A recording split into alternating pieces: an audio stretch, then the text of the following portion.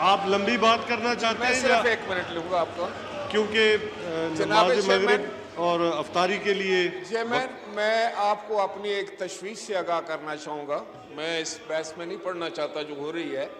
मैं सिर्फ आपसे ये गुजारिश करना चाहूँगा कि ये एक्स्ट्रा ऑर्डिनरी सेशन है, ये गैर मामूली इजलास है जो सुप्रीम कोर्ट ऑफ पाकिस्तान के एक हुक्म के तहत जो है, जिसमें आज इसका जो है ये हो रहा है, और इसका एक मखसूस एजेंडा है।